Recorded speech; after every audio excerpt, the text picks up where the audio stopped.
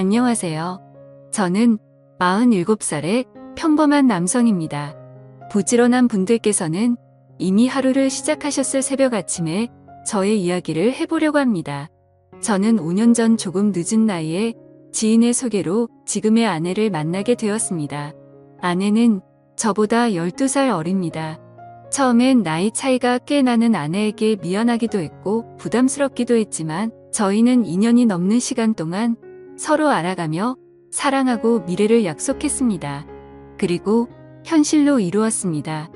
연애 시절 아내는 거짓말이 잦은 편이었지만 본심은 여리고 순하다는 느낌을 강하게 받은 저로서는 아내를 믿게 생각할 수 없었던 것 같습니다. 작은 사업체를 운영하며 여느 가정과 같이 아둥바둥 지지고 볶고 단란한 생활을 이어가던 중 운영하던 사업이 갑작스레 실패하게 되었고 재기를 하려 했지만 연이어 시작한 사업은 줄줄이 실패하고 말았습니다.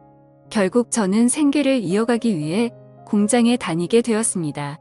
어떻게든 이겨내보자 생각하고 악물며 일하려 했지만 일이 영 몸에 맞지 않아 저는 늘 지치곤 했습니다. 결국 불행은 연이어 찾아왔습니다. 여느 날처럼 공사장에서 일을 하고 있던 중 동료 직원의 기계 오작동으로 인해 기계에 팔이 끼는 끔찍한 사고가 벌어지고 말았습니다. 그 사고로 인해 저는 결국 한쪽 팔을 잃었습니다. 다친 팔의 고통보다 참기 힘든 여러 가지 어려움들이 두려웠습니다. 눈만 뜨면 봐야 했던 끔찍한 내 팔 몇 차례 견디기 어려운 수술들과 홀어머니의 우울증 좌절하여 하루가 다르게 살이 빠져가던 아내 그것도 모자라 회사와의 합의 과정이 원만히 해결되지 않아 치료 과정에서도 문제가 많았습니다. 퇴원한 뒤에도 취업은 당분간 어려운 상태일 듯했고 무엇보다 앞으로 삶에 대한 자신감이 없었습니다. 이렇게 한순간의 사고는 저에게 큰 후유증을 남겼습니다. 9개월의 긴 병원 생활 끝에 저는 어렵게 퇴원하였습니다. 풀몸으로 자식들을 키워온 저의 어머니는 저의 사고 이후 아내에게 유독 신경질적인 모습을 보이셨습니다. 제가 장애가 생겼으니 어머니 입장에서는 어린 며느리가 많이 신경 쓰이셨나 봅니다. 혹시나 젊은 며느리가 한 년이라도 팔지 않을까 하는 노파심이 아니셨나 싶습니다. 몸이 불편한 저와 유별난 시어머니 사이에 아내의 마음고생은 이만저만 아닐 테지요. 그런 아내에게 너무나 미안하고 고마웠습니다. 어머니께 걱정하지 말라며 아내에게 잔소리하는 어머니를 뒤로하고 아내 손을 잡아 이끌었습니다. 앞으로도 수개월 병원에 다니며 치료를 받아야 하는 상황입니다. 이토록 힘든 시기이지만 아내의 헌신적인 간호 덕에 현재 저는 희망을 잃지 않을 수 있었습니다. 퇴원 후 오랜만에 집으로 돌아와 그날도 아내는 저를 살뜰히 보살펴 주었습니다. 그때 아내에게 한 통의 전화가 걸려왔습니다. 아내는 황급히 전화를 끊어버렸습니다. 누구냐고 물었니? 실수로 알람을 잘못 맞춰 놓았다며 얼버무렸습니다. 짐작에 무언가를 숨기는 듯해 보였습니다. 그날 저녁에 아내가 잠시 나갔다 온다고 하더군요. 어딜 가냐 물었니? 집 앞에 잠깐 친구가 보자고 해서 다녀온다 했습니다. 저는 그런 아내의 외출이 의심스러울 수밖에 없었습니다. 밤 9시가 되어도 아내는 귀가하지 않았습니다. 그렇게 애타게 아내를 기다리고 있는데 어머니께 전화 한 통이 걸려왔습니다. 밥은 먹었냐며 뭐하고 있었는지 일상적인 이야기를 나누다가 어머니가 마누라 단속 똑바로 하라고 하시더군요. 무슨 소리냐고 물으니 동네 사람들한테 내가 무슨 소리를 들었는지라며 제가 병원에 입원했을 때 아내가 밤마다 외간 남자를 만난다고 다닌다는 충격적인 이야기였습니다. 아무래도 아내는 저보다 한참 어리고 저는 사고로 몸이 불편한 상황이니 남자로서 자신감이 많이 떨어진 상태였습니다. 어머니께 이상한 소문까지 들으니 신경이 많이 쓰이더군요. 며칠 후 저는 동네의 친한 후배를 은밀히 만났습니다. 어릴 때부터 알고 지낸 막연한 사이이라 저의 고민을 터놓고 얘기했습니다. 아내가 나 몰래 바람을 피우는 것 같다며 얘기했고 후배는 본인이 도울 수 있는 일이 없냐고 물었습니다. 저는 아내를 확인하고 싶었고 그렇게 후배에게 아내의 뒷조사를 부탁하게 되었습니다. 늦은 밤 또다시 아내가 집을 나서더군요. 주방에는 오늘 또 늦을 테니 저녁 잘 챙겨 먹으라며 쪽지를 남겨놨습니다. 아내를 기다리다 출출하여 저는 부엌으로 들어갔습니다. 대충 라면이나 끓여 먹자 생각하여 라면을 끓이고 옮기던 찰나에 라면이 제 몸에 쏟아지고 저는 또 다치고 말았습니다. 어머니께 연락드려 도움을 받아 병원으로 왔습니다. 한참이 지나서야 아내가 병원에 나타났습니다. 진한 화장과 화려한 차림새의 아내. 도대체 어디서 무얼 하고 다니는지 점점 더 저의 의심은 커질 수밖에 없었습니다. 그 이후로도 아내의 매출은 점점 잦아지고 귀가 시간도 더욱 늦어졌습니다. 아내는 180도 달라졌습니다. 그리고 얼마 후 저는 동네 후배를 다시 만났습니다. 어떠냐 아내가 바람핀 거 맞냐 하면 물었습니다. 후배는 직접 보라며 사진을 주더군요. 너무나 깨끗했습니다. 장 보러 다니고 커피 마시고 다닌 게 다였습니다. 흠잡을 게 없더군요. 말도 안 된다며 후배에게 따졌습니다. 결과가 깨끗하면 오히려 좋아해야 하는 거 아니냐고 오히려 후배가 저를 못마땅하게 쳐다보더군요. 하지만 저는 도저히 사진을 믿을 수가 없었습니다. 다음날 술에 잔뜩 취해 비틀거리며 아내가 집으로 돌아왔습니다. 더 이상 참을 수가 없어 아내에게 따졌습니다. 허구한 날 어떤 자식 만나고 다니는 거냐며 적당히 좀 하라고 소리쳤습니다. 그러자 아내는 어이없다는 듯 저를 쳐다보며 되려 저에게 소리를 지르더군요. 본인도 이제 더 이상 못 참겠다며 지긋지긋하답니다. 이럴 거면 차라리 이혼하자고 하더군요. 그야말로 적반하장이었습니다. 이혼하자고 폭탄 선언하는 아내가 도무지 이해되지 않았습니다. 아내가 저녁마다 외출하고 늦은 밤이 되어서야 들어오는데 어떤 남편이 이 상황을 이해할까요? 아내는 그날 이후 외출 시간도 길어지고 횟수도 증가했고 나중엔 외박을 하는 상황까지 벌어졌습니다. 이제 아내의 외출은 일상이 되어버린 듯 했습니다.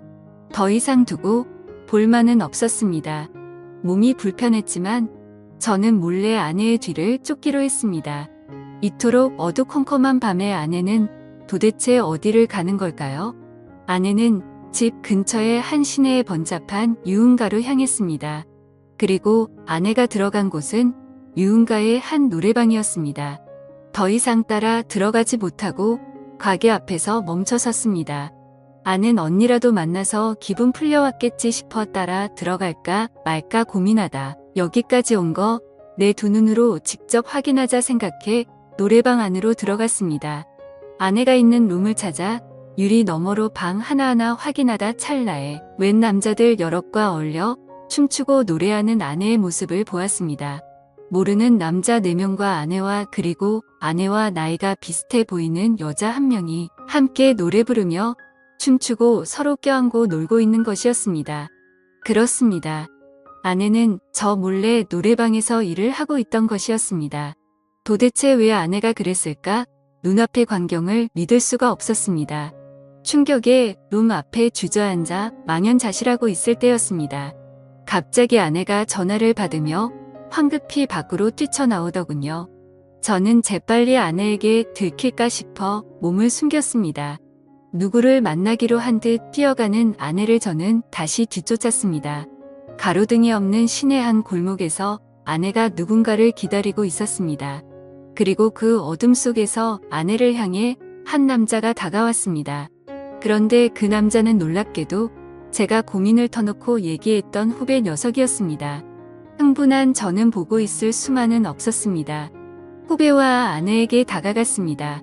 어떻게 너희들이 이럴 수가 있냐며 후배 놈에게는 왜 내가 내 마누라랑 놀아나고 있는 거냐고 따졌고 아내에게는 이놈이랑 무슨 짓을 하고 다니는 거냐고 소리쳤습니다. 느닷없이 제가 나타나니 그 둘은 소스라치게 놀라더군요. 그런데 오히려 아내가 저를 냉정하게 밀치더니 이게 무슨 짓이냐고 되려 저에게 소리쳤습니다. 그러더니 이게 다 누구 때문인지 아냐며 이 모든 게 다 제 탓이라고 울부치더군요. 아내는 동네 언니의 소개로 몇 달 전부터 노래방에서 일을 시작했다고 합니다. 그렇게 저 몰래 매일 밤 노래방으로 출근했던 겁니다. 저의 사고로 긴 병원 생활을 마치고 태어날 무렵 아내를 기다리고 있던 건 어마어마한 액수의 병원비 청구서였다고 합니다.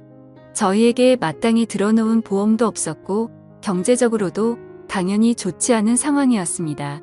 처음엔 저희 어머니와 처가댁에서 도움을 받아 어찌어찌 살아갔나 봅니다. 저에게는 괜찮다며 걱정하지 말라고 했던 아내에게 이렇게나 큰 걱정이 있는 줄 미처 몰랐습니다. 괜찮다고 하여 저는 괜찮은 줄만 알았네요. 평범한 주부로만 살아온 아내가 큰 돈을 마련할 수 있는 일은 결국 도움의 일이었던 것이었습니다. 저의 치료비와 생계를 이어가기 위해 아내 역시도 이 악물고 시작한 일이었는데 오히려 저 때문에 아내의 불행이 시작되었던 것이었습니다. 아내의 뒷조사를 부탁한 후배놈이 아내의 노래방으로 찾아갔던 것이었습니다. 후배놈이 아내에게 노래방에서 아내가 남자들과 어울리는 수십 장의 사진을 보여주며 아내의 비밀을 지켜주는 대가로 계속해서 돈을 요구했던 것입니다. 심지어 그 후배놈은 돈이 적다는 이유로 아내에게 폭력까지 휘둘렀었다고 합니다. 이 후배놈은 저희 아내가 도우미 일을 하는 것을 알면서도 저에게 말을 하지 않은 것이지요. 그리고 오히려 아내를 찾아가서 도우미 일이라는 것을 남편에게 말하지 않을 테니 돈을 내놓으라고 협박했던 것입니다. 아내가 저를 붙잡고 하소연합니다.